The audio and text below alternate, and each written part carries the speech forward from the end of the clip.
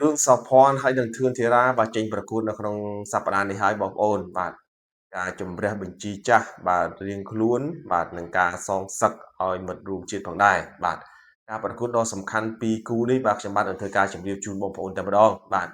អញ្ចឹងបាទរឿងសោភ័ណ្ឌបាទនឹងធ្វើការប្រកួតដណ្ដើមខ្សែក្រវ៉ាត់បាទលក្ខណៈអង្គង់ចេញម្រាមបាទជាមួយនឹងកីឡាកររ៉ូស្លាន់បាទដែលរ៉ូស្លាន់នេះហើយបាទដែលធ្វើឲ្យធឿនធារាបាទបាត់បង់ខ្សែក្រវ៉ាត់ បាទដោយការប្រកួតរបស់រ៉ូស្លាននេះយកឈ្នះធឿនធារាបាទរហូតទៅដល់2ប្រកួតបាទជួបគ្នាតែម្ដងក្នុងការប៉ះគ្នាចុងក្រោយបាទអញ្ចឹងរ៉ូស្លានបាទនឹងធ្វើការជួបជាមួយនឹងរឿងសុភ័ណ្ឌបាទដែលរឿងសុភ័ណ្ឌបាទគឺចង់សងសឹកឲ្យធឿនធារានិងចង់ជំរះបញ្ជីចាស់បាទរបស់ខ្លួនដែលធ្លាប់ស្មើបាទជាមួយនឹងរ៉ូស្លាននេះកាលពី2ឆ្នាំមុនផងដែរបាទអញ្ចឹងរឿងសុភ័ណ្ឌបានត្រូវប៉ះជាមួយនឹងរ៉ូស្លាននៅថ្ងៃទី29បាទត្រូវថ្ងៃអាទិត្យនេះតែម្ដងបាទនៅខាងទួលបារ៉ូបាទ មានការផ្សាយបន្តផ្ទាល់បាទផ្សាយផ្ទាល់នៅ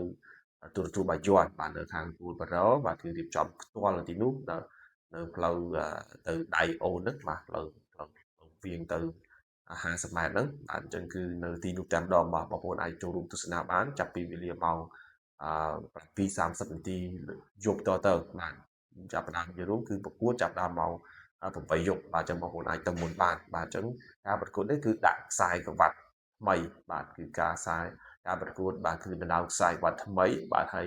ប្រកួតនេះគឺលក្ខណៈកង់ចេញម្រាមបាទកង់ចេញម្រាមហើយវារឿងសភ័ណ្ឌហើយនឹងកីឡាករអាយសាបៃសង់បាទគឺ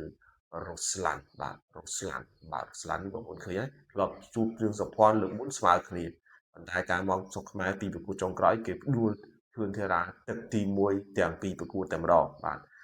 ហើយយើងចាំមើលទាំងអស់គ្នាតើរឿងសុភ័ណ្ឌបាទអាចធ្វើបានល្អដល់កម្រិតណាបាទសម្រាប់ការប្រកួតនេះបាទព្រោះថាគាត់ត្រៀមខ្លួនបានពេញល្អរៀងខ្លួនតែម្ដងបាទសម្រាប់ការទទួលដំណឹងcủaការប្រកួតដណ្ដើមខ្សែក្រវ៉ាត់នេះបាទ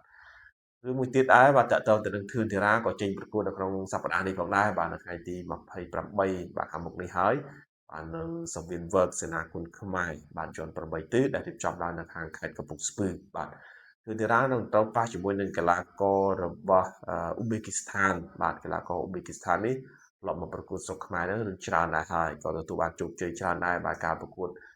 លក្ខណៈ Foreman លោកមុនគេឈ្នះលេងលីគុនខ្មែរបាទហើយនឹងឈ្នះហាត់2បាទឈ្នះហាត់2ហើយក៏ធ្លាប់មកដំបងដូចជាចាញ់វងឆៃបាទតែក្រោយមកក៏គាត់ស្ដារសមត្ថភាពរបស់គាត់